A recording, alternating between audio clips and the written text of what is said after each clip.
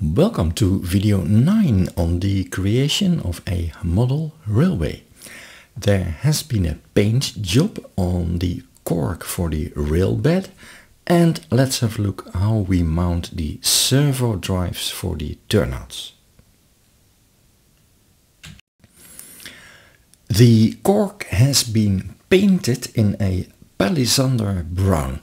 There was not enough paint left over to do Bletchley and Wellingborough. That will be done later.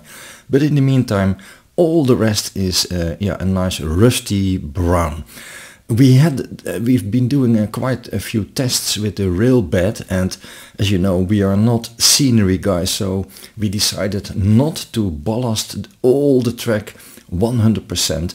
We tried to simulate that, and the first idea was to have an extra layer of cork under the tracks as a sort of a rail bed, but that turned out to be a lot of work, and so we decided to have some coarse sand just at the sides of the tracks, and to have a maximum effect.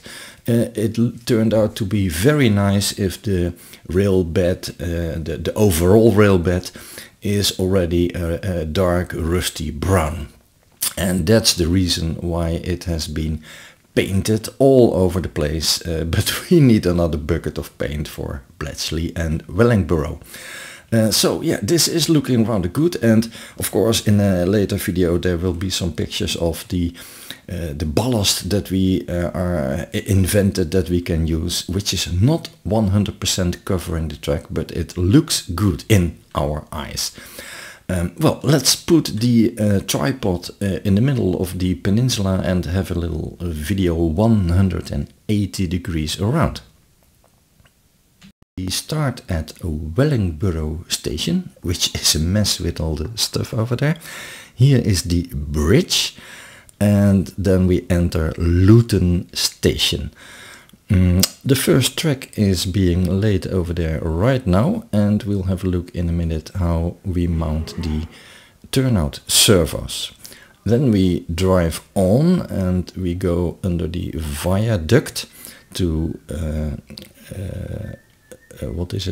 Twinwoods, and then the light from outside makes the picture a bit dark. Oh, this is the moment where I had to move around the peninsula to get to the other end of the camera.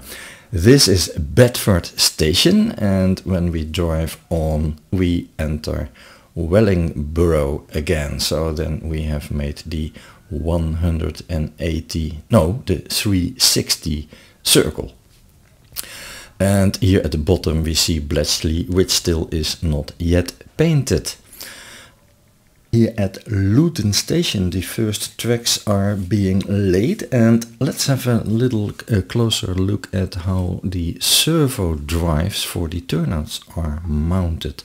We already see here a white jig. That is a 3D painted jig that's used to keep the fork in the middle while mounting this servo, and of course before mounting the servo inside this very simple aluminum U profile, put that servo drive at exactly the middle at 90 degrees. These are 180 degree servos, very cheap when you buy them at for instance AliExpress.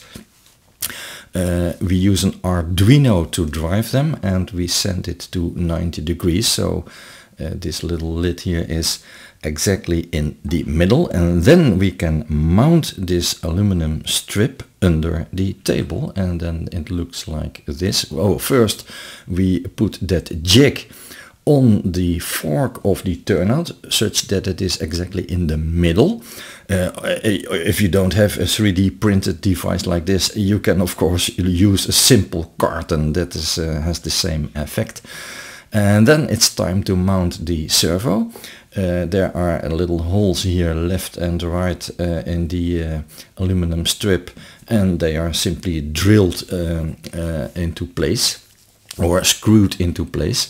With a larger hole and a smaller screw you still have a little room to maneuver. because this pin, which is by the way simply an unfolded paper clip, so you don't have to buy anything, this is really El Cheapo, but it works perfectly fine. And then the servo can turn, as you can see over here. This white thingy moves from left to right, and there's a small hole in this aluminum strip, which is the pivotal point.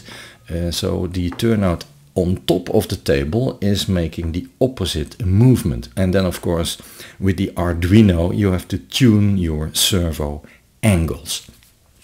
This is a really very simple way of mounting the servos. Well, thank you for watching. Maybe see you back in the next video, and in the meantime, have fun.